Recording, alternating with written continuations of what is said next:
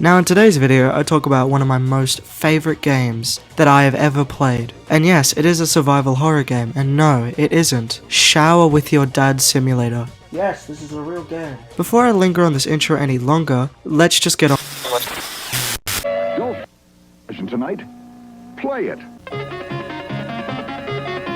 Since the early 1980s to this very day, survival horror games have been a genre that thrives in the gaming industry, ranging from good games like the Silent Hill franchise, The Last of Us, and Resident Evil, to not so good ones like Resident Evil, The Last of Us, and the Silent Hill franchise. But in the sweet year of 2018, a game released onto the PlayStation and the PC called The Forest. What the hell? I'm going to burn you. Now, I have some really bad news. Something absolutely heartbreaking. I lied on the internet.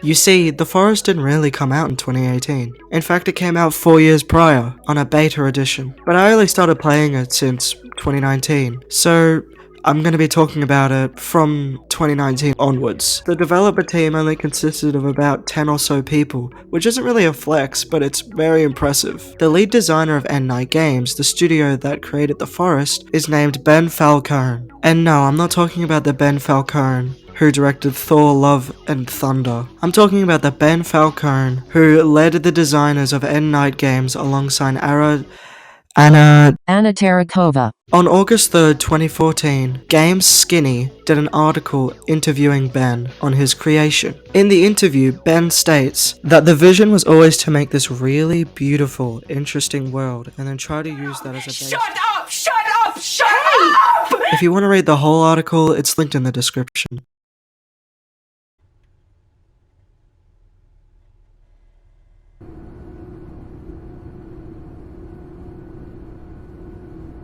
You start the game on a plane waking up next to your son, and everybody knows that if you're in a plane in a video game, it's never gonna end well. Your character reaches for an open survival handbook with the words "For Timmy" written on the inside. Timmy is your son, and is your main character's motivation for survival. Survival from what, you might ask? Well,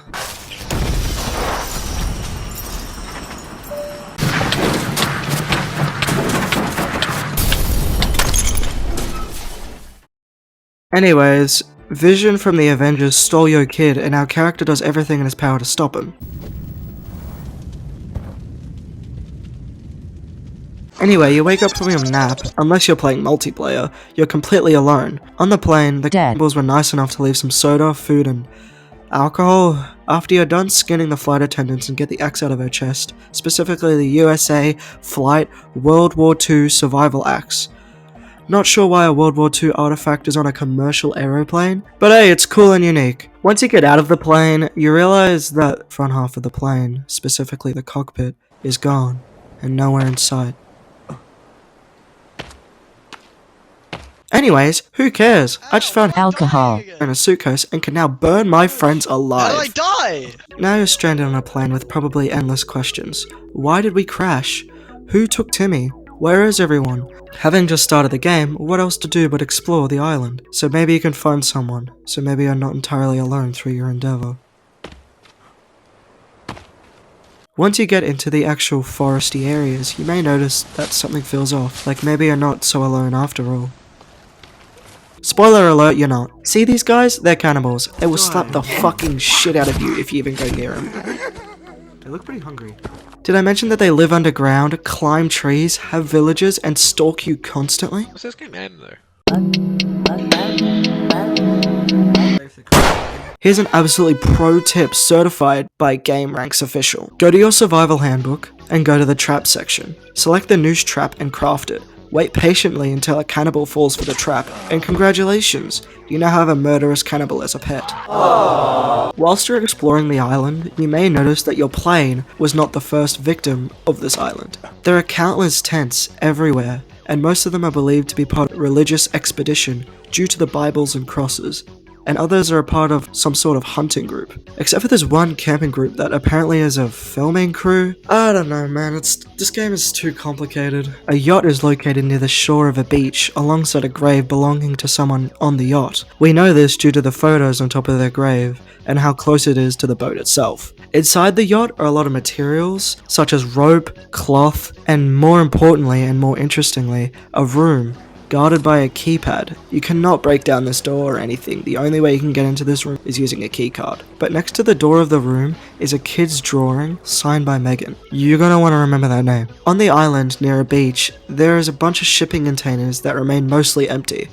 A couple villages, and the best thing in the entire game, the sinkhole. For some reason, Ben and the team thought it would be absolutely genius to have a giant hole in the middle of the map that players could just jump into. And I'm here to tell you, they were not wrong. At the bottom of the sinkhole is a crashed helicopter that remains relatively intact and a machete.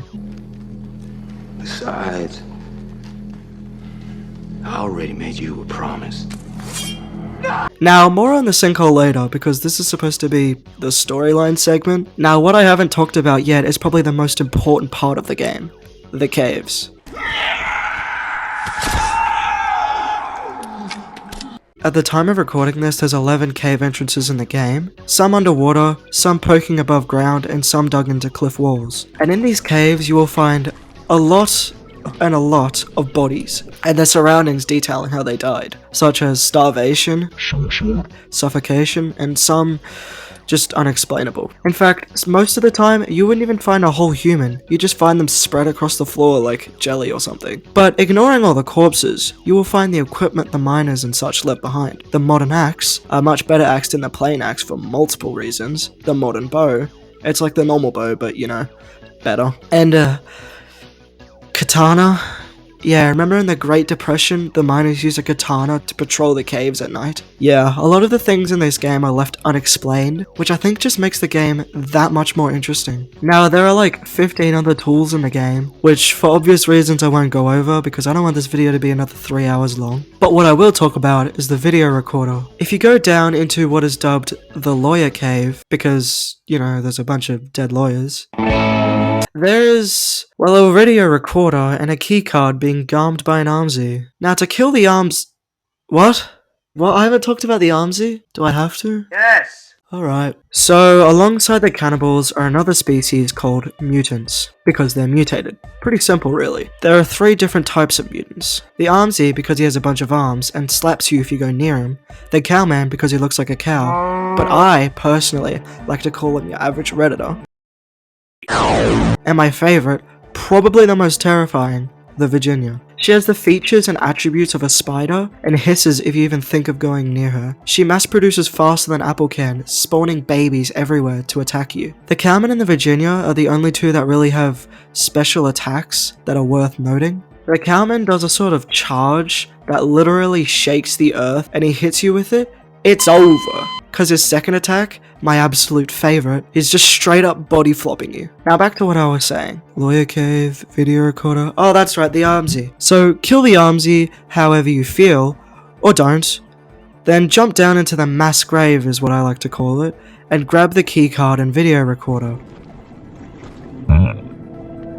Now what you want to do is find all the actual videotapes. I'm not going to tell you how to find them for the sake of the length of this video, so I have linked down a guy in the description who has all the maps and knowabouts of the locations. But if you just want to play the game and find them as you go along, which I highly recommend, you can do that and I'll respect you for it.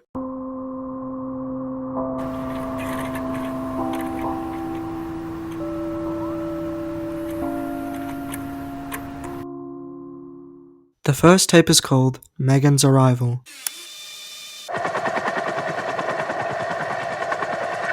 It shows a girl with a sort of oxygen mask hooked up to an IV in a helicopter, then abruptly ends. The second tape, called Lunch with Megan, is taken in a cafeteria. This time the same girl is in a wheelchair, still hooked up to an IV. What you may notice is this is one of the first times that we have seen a living human in the entire game. The third tape is named Opening the Artifact. And this time the girl is standing behind a group of what looks like researchers investing Well, an artifact. The fourth tape labelled Side Effects is when things take a turn for sinister.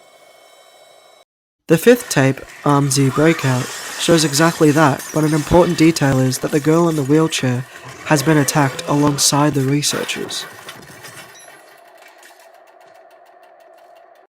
The last tape is Second Artifact Test. This tape is really just unexplainable, and it doesn't really make any sense. Anyway, the girl who arrived on the helicopter and was attacked by the Armsy is obviously Megan, described in the tapes. You may remember that name from the boat. We're gonna move on from that, and I'm gonna explain this at the end of the video. And it depicts her going to some sort of facility where they seem to heal and cure children by the looks of it, and there seems to be some sort of side effects that come along with it. The artifacts are pretty unexplainable, and the last tape just doesn't really make much sense.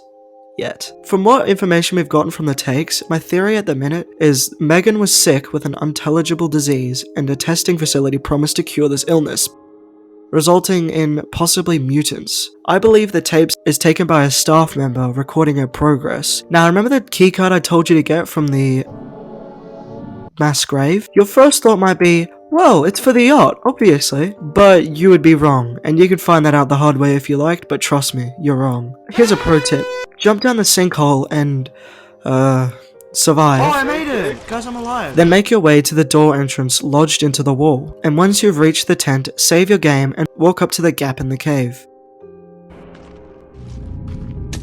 Using the keycard from the Armsy cave on the door, it opens to a bright orange hallway and a rope leading to the vents. Now, I just want to say, before we move on, I have never seen a door entrance in a video game look so impressive.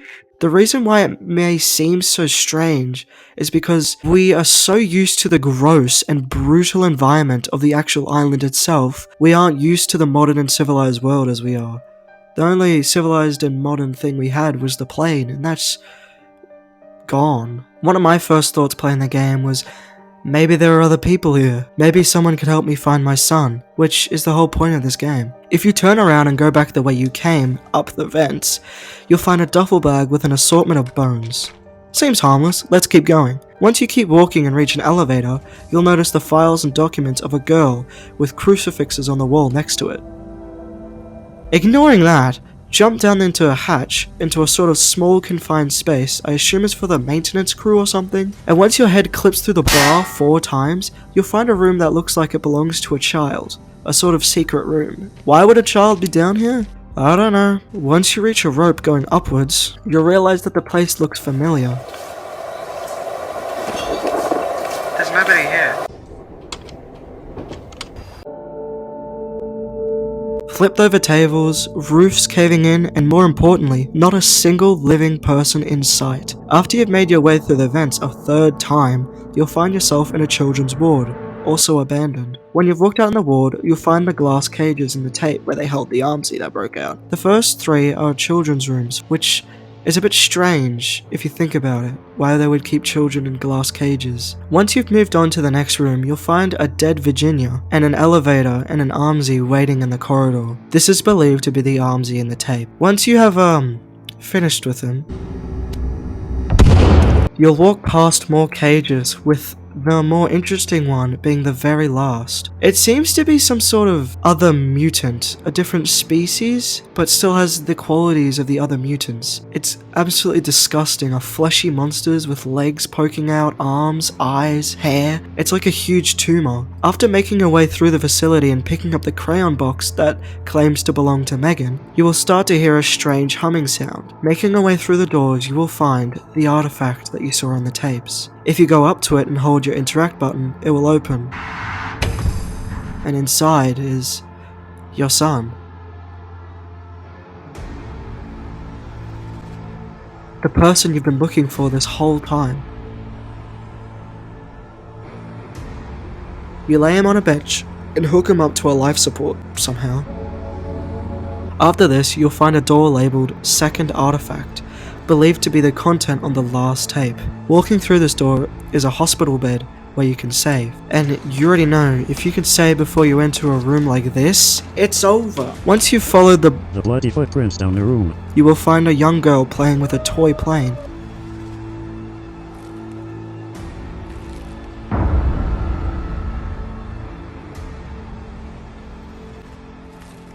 Then crashing it at your feet, similar to how your plane crashed.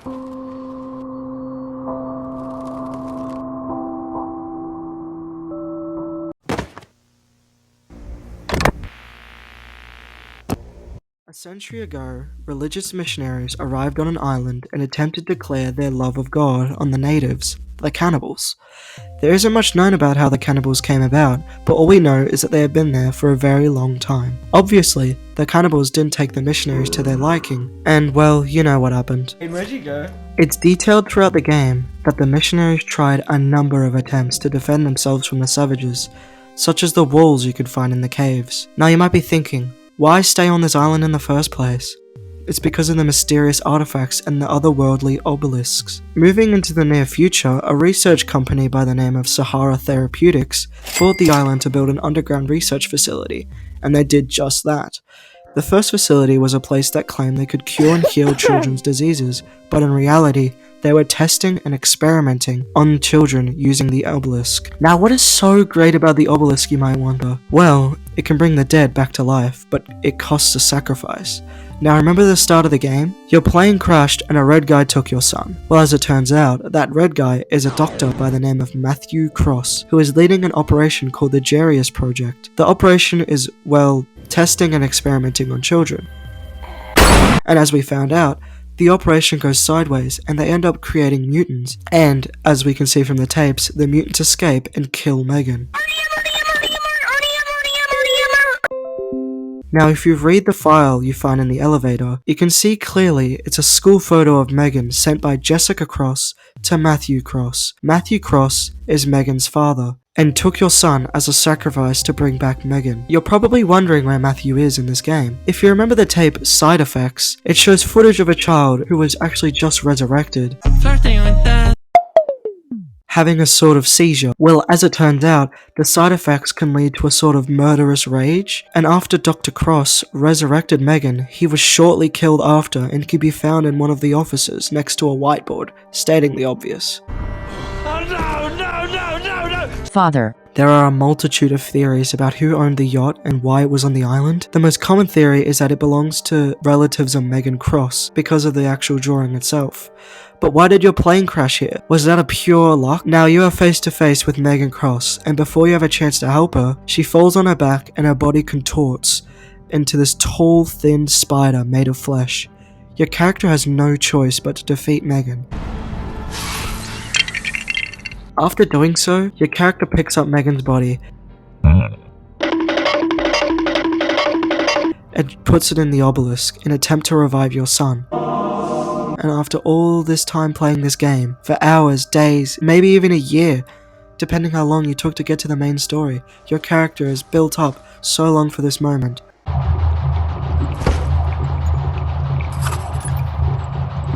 But as it turns out, the obelisk only takes live sacrifices, meaning it was all for nothing. And seemingly, out of thin air, I mean honestly I can't actually explain this is just bad writing, but Megan's body drops a keycard out of her wrist or something, which can be used on the elevator. What elevator? Well, my friend, 是一个坚韧不拔的纪录片。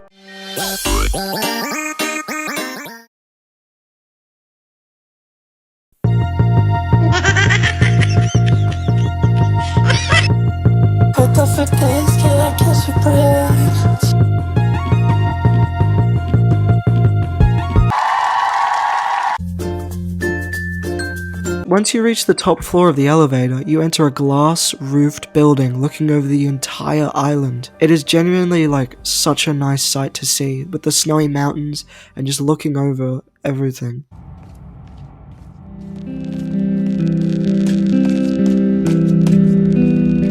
Once you have walked through most of the building, you'll start to hear a strange humming sound as you enter the last room, similar to the obelisk. Once you walk into this room, it may seem pretty familiar. Looking above you is the second artifact that was on the last tape, and what it does is conduct a large beam of energy, sort of like a laser cannon pretty much. Sahara Therapeutics has weaponized the artifact to take down aeroplanes. Now, here's the part that doesn't really make sense to me. The point of shooting down the planes is to kidnap the children on the plane and experiment with them. But how do they know if a child is on the plane, unless the airline has some sort of communication agreement with Sahara, which would make a bit more sense? But even then, if they even have a child on the plane, what if it just dies from the crash landing? Anyways, you now have a choice between using the artifact to shoot down a plane and sacrificing a child for your own, or you can shut down the artifact permanently. Both options are brutal and unforgiving. If you choose the first ending, you're killing hundreds of innocents and essentially becoming the man you're hunting for the entirety of the game. If you stay on the island, your son dies and you remain alone forever. That's why I like this game so much, because there is no good ending or bad ending, just your choice. If you shut down the artifact, you remain on the island and your character burns Timmy out of his memory. Michael! Don't leave me here! But there is a lot more to explore if you stay on the island. You can find the cockpit of your plane, a third artifact, and finally discover what's in the yacht. But if you decide to choose the other ending, the game fast forwards to about a year after the event of the game takes place. It's not actually explained how your character got off the island, which begs the question if you can even escape the island just in free roam. It seems that our character, accompanied with our son, is in front of a live audience.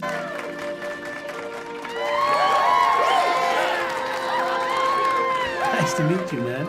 Demonstrating how he survived on the island. Oh, like this? Suddenly, your son collapses and seizures, the same way Megan and the boy in the video did. The side effects.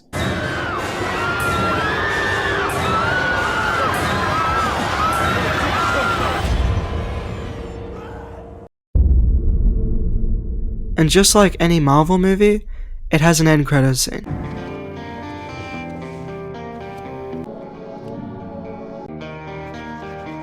A young adult in an apartment in what appears to be the city has the same scar across his eye as our son, Timmy. This is obviously Timmy, and he's grown up and living in the big city, still having hope that he can live a normal life. Suddenly, Timmy's arm starts contorting and weird bubbles start to appear under his skin, meaning that the side effects never actually wore off.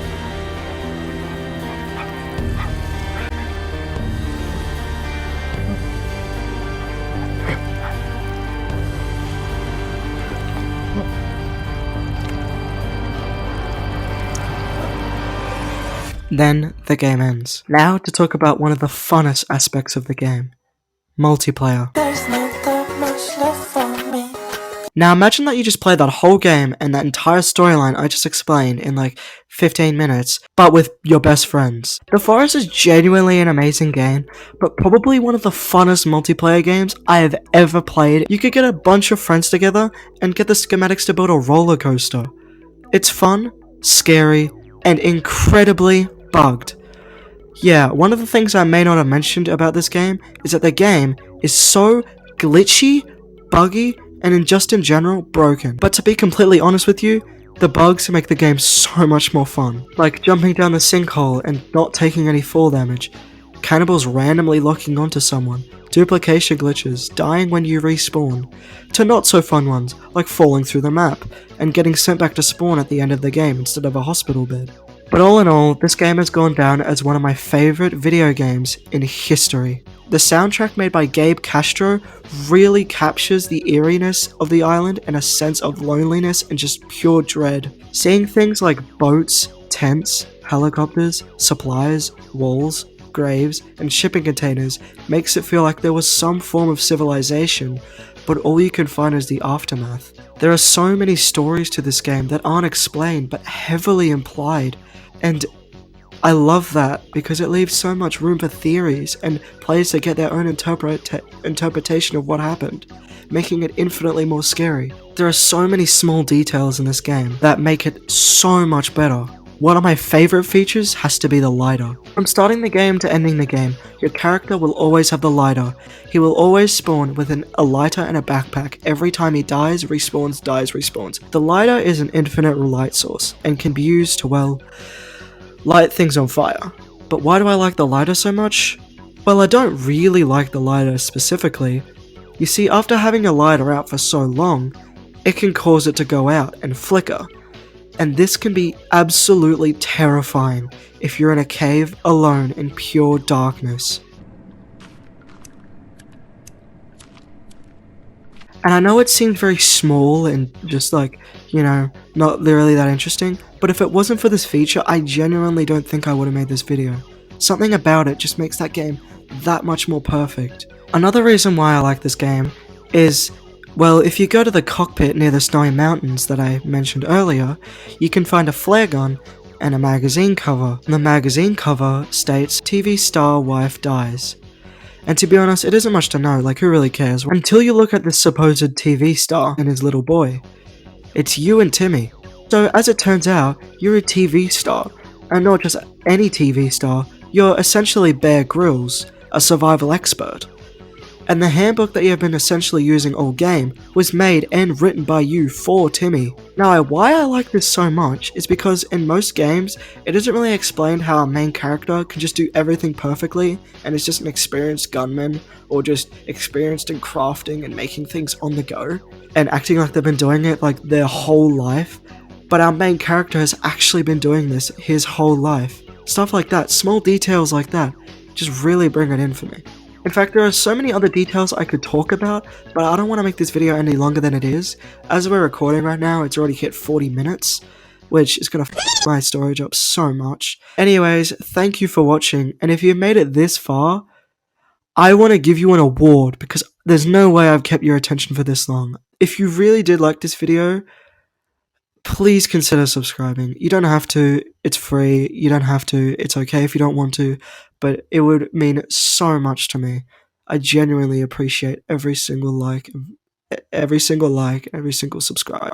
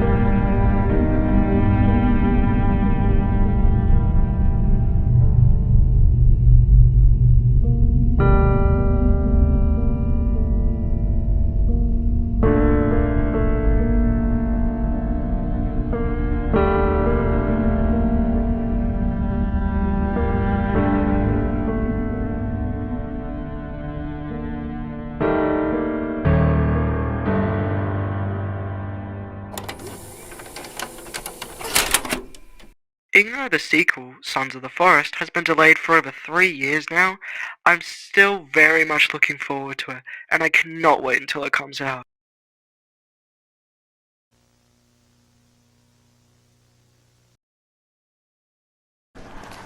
Wait, so hold on. What did the red paint do? Red paint, the cannibals don't attack you. I mean, they can. It's really buggy. Usually they pray. Oh my to god! What are you Joe, doing? get out of Why did you throw it? You jumped back! Oh, it's pretty stealthy. Hey, I'm out. Ow! Can you not be? Bro, there's something to lay down in the tent. You guys have fun, I'm out of here. What the hell? Why has he been like that?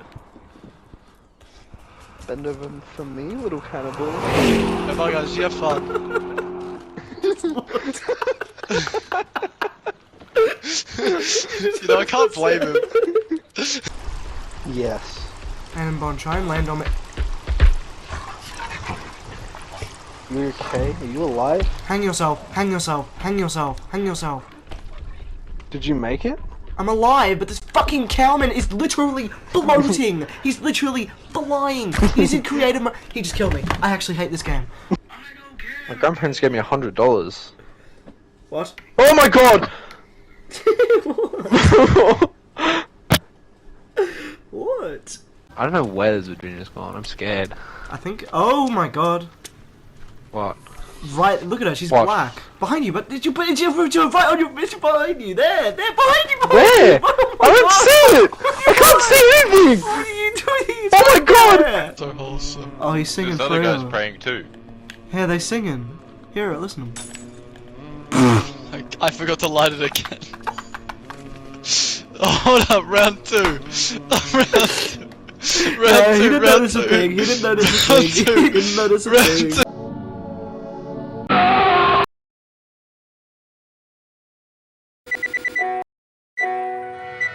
Yeah. Hero life story, that's so good.